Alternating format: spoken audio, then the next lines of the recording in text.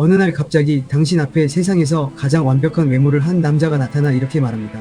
너의 수명이 다했다. 내가 널 데려가겠다. 만약 당신이 수천억 자산가라면 이 절대적인 존재와 어떤 거래를 하시겠습니까? 오늘 소개할 영화는 단순한 사랑 이야기가 아닙니다. 죽음 그 자체가 인간 세상의 달콤함과 사랑에 중독되어 버린 기묘하고도 찬란한 기록 조 블랙의 사랑입니다. 과연 이 기묘한 거래의 끝에 남겨진 진짜 삶의 의미는 무엇일지 지금 시작합니다. 채널 고정하시죠. 화려하고 거대한 대저택, 65세 생일을 앞둔 성공한 기업가 윌리엄 페리시. 그가 어느 날부터인가 정체 모를 속삭임을 듣기 시작합니다. 의문의 목소리. 윌리엄은 스트레스성 환청이라 생각하며 넘기려 합니다. 대기업의 회장이자 전 세계가 존경하는 완벽한 리더 윌리엄 페리시. 그는 부와 명예 그리고 사랑하는 두 딸까지 모든 것을 가졌습니다. 하지만 그의 65번째 생일을 앞둔 어느 날부터 정체 모를 기괴한 목소리가 그의 귓가를 맴돌기 시작하죠.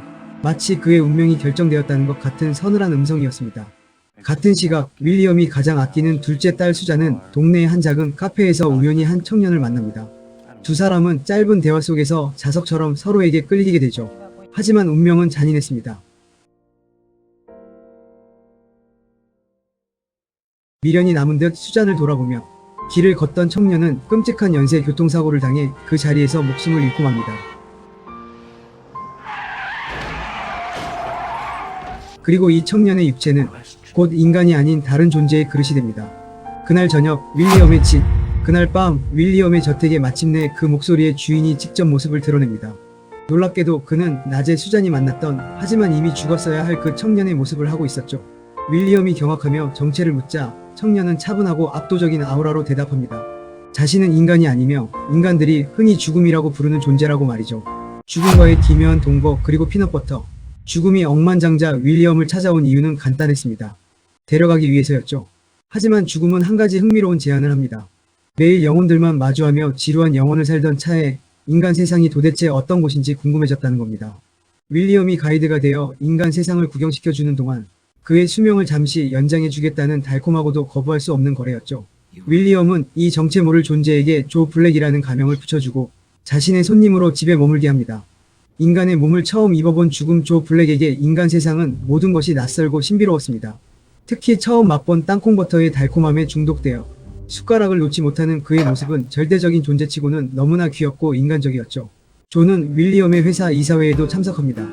사업적 음모와 배신이 판치는 인간들의 탐욕을 조 블랙은 그 투명하고 깊은 눈빛으로 그저 묵묵히 관조할 뿐이었죠. 수잔은 낮에 카페에서 본 다정했던 남자의 분위기와 지금의 조 블랙이 묘하게 달라 혼란스러워하면서도 그의 순수함과 치명적인 매력에 깊이 빠져듭니다. 하지만 윌리엄에게 가장 큰 문제는 따로 있었습니다. 낮에 카페에서 만난 청년에게 반했던 딸 수잔이 그 청년의 몸을 한 조 블랙에게 다시 한번 격정적으로 빠져들기 시작한 거죠. 조 블랙 역시 마찬가지였습니다. 수많은 영혼을 거두어가며 슬픔과 끝만을 보아왔던 그가 수잔을 통해 처음으로 인간의 사랑이라는 감정을 배우게 된 것이죠. 죽음이 사랑을 알게 되는 순간 영화의 분위기는 완전히 뒤바뀝니다. 다가오는 종말과 인간의 반격, 조와 딸의 관계를 알게 된 윌리엄은 조에게 분노하며 외치죠. 내 딸을 사랑하는 게 아니고 그저 인간 세상의 신기한 장난감을 독점하려는 것 뿐이라고 외칩니다.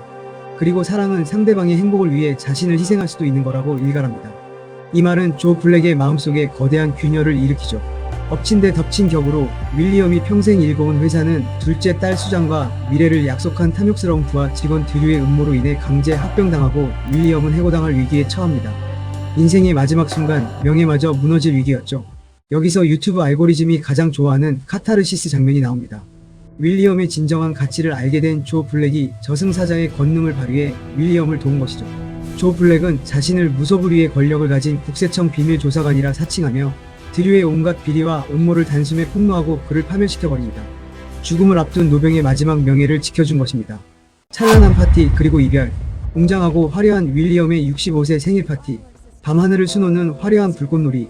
이제 약속된 시간, 윌리엄의 65번째 생일 파티가 시작됩니다. 밤하늘을 수놓는 화려한 불꽃놀이 아래에서 윌리엄은 사랑하는 딸에게 마지막 진심을 전하죠. 조 블랙 역시 결단을 내립니다. 수잔을 저승으로 데려가 영원히 함께하고 싶었던 이기적인 마음을 접고 윌리엄이 말한 진정한 사랑 즉 수잔의 삶을 위해 그녀를 남겨두기로 한 것입니다. 파티장에 불빛이 닿지 않는 고요한 언덕 위 윌리엄은 조 블랙을 바라보며 묻습니다. 내가 두려워해야 하나? 조 블랙은 부드럽게 미소 지으며 대답하죠. 당신 같은 분은 아닙니다. 그렇게 두 사람은 긴 여정을 마치고 저승의 문을 향해 함께 걸어 들어갑니다. 그리고 잠시 후 언덕 너머에서 한 남자가 걸어옵니다. 그는 죽음이 떠나고 영혼이 다시 돌아온 영화 초반 카페에서 만났던 진짜 청년이었습니다. 조 블랙으로서의 기억은 전혀 없지만 수잔을 보며 첫눈에 반했던 기억을 가진 청년이었죠. 수잔은 그가 조 블랙이 아님을 깨닫지만 눈물을 닦으며 그를 맞이합니다. 죽음이 세상에 내려와 인간에게 베푼 가장 아름답고 찬란한 기적이 완성되는 순간이었습니다. 언젠가 우리 모두에게 찾아올 죽음이라는 존재가 만약 우리의 삶을 평가한다면 여러분은 윌리엄처럼 당당하게 손을 잡고 떠날 수 있으신지요? 사실 저는 그동안 세간에서 극찬하는 브래드 피트의 절대적인 비주얼에 대해 온전히 공감하지는 못했던 한 명이었습니다. 하지만 이 작품을 보고 그 오만했던 편견을 완벽하게 거두게 됩니다. 단언컨대 조 블랙의 사랑은 브래드 피트라는 피사체가 가진 아우라가 영화 전체의 멱살을 잡고 끌고 가는 이른바 하드캐리의 정점을 보여주는 작품이죠. 여기에 방점을 찍는 건 바로 주연 여배우 클레어 포라니의 매력입니다. 이 영화로 대중에게 자신의 이름을 깊이 각인시킨 그녀는 브래드 피트라는 거대한 태양 앞에서도 절대 밀리지 않는 압도적인 눈빛 연기를 선보입니다. 특히 조 블랙을 바라보는 수잔의 시선은 단순한 찰떡 케미스트리를 넘어 마치 실제 사랑에 깊이 빠진 여인의 날 것 그대로의 감정이 스크린을 뚫고 나오는 것 같은 착각마저 불러일으킵니다. 지금까지 숱한 멜로 영화를 분석해왔지만 이토록 무방비하게 사랑에 빠져드는 표정은 실로 오랜만이었습니다. 결국 이 영화는 복잡한 철학적 메시지를 모두 걷어내고 보더라도 스크린을 꽉 채우는 이 두 남녀의 경이로운 투샷을 감상하는 것만으로도 이미 한편이 완벽한 예술 작품임을 스스로 증명해냅니다. 지금까지 영화를 사랑하는 로드쇼였습니다. 구독과 좋아요는 다음 명작을 가져오는 힘이 됩니다. 시청해주셔서 감사합니다.